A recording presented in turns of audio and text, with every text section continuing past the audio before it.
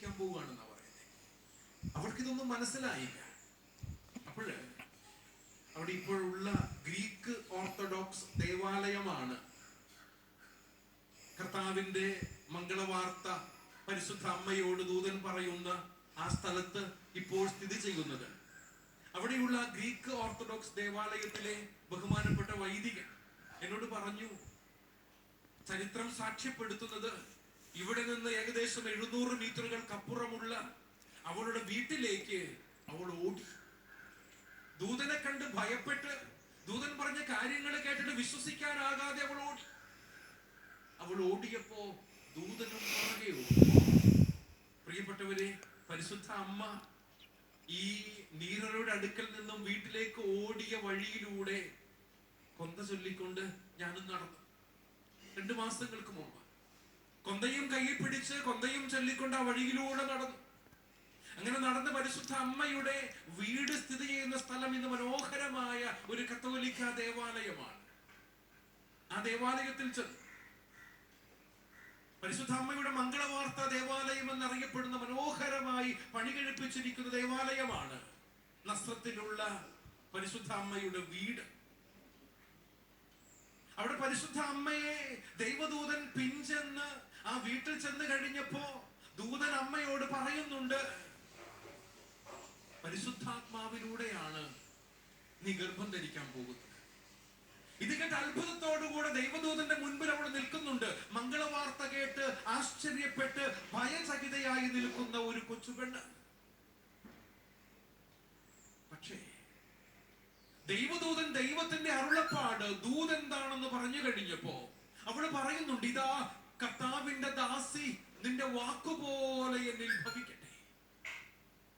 ഇതാ കർത്താവിന്റെ ദാസി, നിന്റെ വാക്കുപോലെ എന്റെ ജീവിതത്തിൽ സംഭവിക്കട്ടെ എന്നുള്ള പരിശുദ്ധ അമ്മയുടെ സമർപ്പണം, ആമേൻ പറഞ്ഞ വാക്കുകൾ ആ സ്ഥലത്ത് വെച്ച്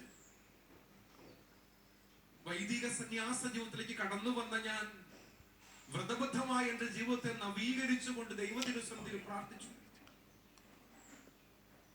അവിടെ എന്നെ ആകർഷിച്ച മറ്റൊരു കാര്യം എന്താണെന്നറിയാമോ?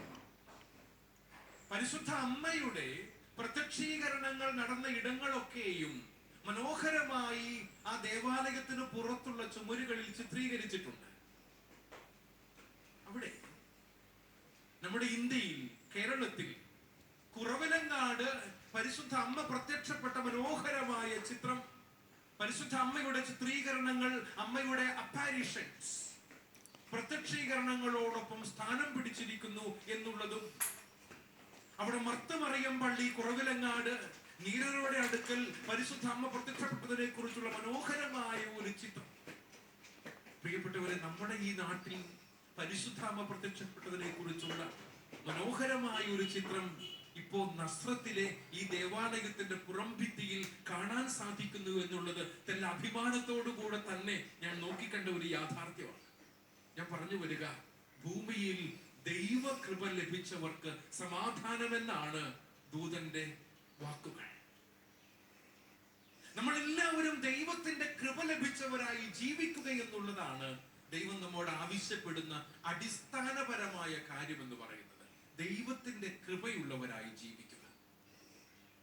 സ്വന്തം ഇഷ്ടപ്രകാരം ജീവിക്കുക എന്നുള്ളതല്ല, ദൈവകൃപയോടുകൂടെ ജീവിക്കാൻ വേണ്ടി പറ്റുക. അപ്രകാരം ജീവിക്കുമ്പോ അന്ധകാരത്തിന്റെ, പാപത്തിന്റെ പിടിയിൽ നിന്ന് നമുക്ക് എല്ലാവർക്കും മോചനം ലഭിക്കും. രക്ഷാകരമായ ദൈവകൃപ നമുക്ക് സ്വന്തമായി കിട്ടും. യെശയ്യായുടെ പ്രവചന ഗ്രന്ഥത്തില് 9-ാം അധ്യായം ഇമ്മാനുവൽ പ്രോഫസി എന്നാണ് അറിയപ്പെടുന്നത്. ആ 9-ാം അധ്യായത്തിന്റെ 2-ാം തിരുവചനത്തിൽ നമ്മൾ ഇപ്രകാരം വായിക്കുന്നുണ്ട്, അന്ധകാരത്തിൽ കഴിഞ്ഞിരുന്ന ജനം മഹത്തായ ഒരു പ്രകാശം കണ്ടു. കൂരിരുട്ടിന്റെ ദേശത്ത് വസിച്ചിരുന്നവരുടെ മേൽ പ്രകാശം ഉദിച്ചു. അന്ധകാരത്തിൽ കഴിഞ്ഞിരുന്ന ജനം മഹത്തായ ഒരു പ്രകാശം കണ്ടു. സ്വർഗം വാതിൽ തുറക്കുന്നതും വചനമായ വെളിച്ചമായ യേശു കർത്താവ് മനുഷ്യാവതാരം ചെയ്ത് ഈ ലോകത്തിൽ അവതരിക്കുന്നതും, അതുവഴിയായി കൂരിരുട്ടിന്റെ ദേശത്ത് വസിച്ചിരുന്ന എല്ലാവർക്കും വേണ്ടിയിട്ട് ഒരു പ്രകാശം അവതരിച്ചു എന്നുള്ളത്, പ്രിയ സഹോദരങ്ങളെ, പാപാന്ധകാരത്തിൽ കഴിയുന്ന ഇരുട്ടിലൂടെ നടന്നു പോകുന്ന നമ്മുടെ ജീവിതങ്ങൾക്ക് വലിയ പ്രത്യാശ നൽകുന്ന അനുഭവമായി മാറും എന്ന കാര്യത്തിൽ സംശയമില്ലല്ലോ. അതുകൊണ്ട് ഉണ്ണി യേശുവിനെ സ്വീകരിക്കണമെങ്കിൽ പാപത്തിന്റെ അന്ധകാരത്തെ നമ്മൾ ഇല്ലാതാക്കണം. കർത്താവിന്റെ പ്രകാശം കൊണ്ട് നമ്മുടെ ഉള്ള് നിറയ്ക്കാനായി എനിക്കും നിങ്ങൾക്കും സാധിക്കണം.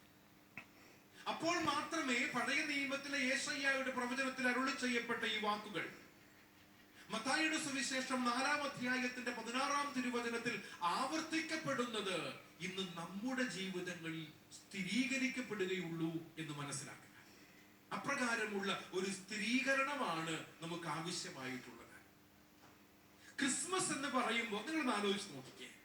ഞാനിപ്പോ ഈ മെസ്സേജിനിടയിൽ തന്നെ, സന്ദേശത്തിനിടയിൽ പല പ്രാവശ്യം ക്രിസ്മസ് ക്രിസ്മസ് എന്ന് പറയുന്നുണ്ട്.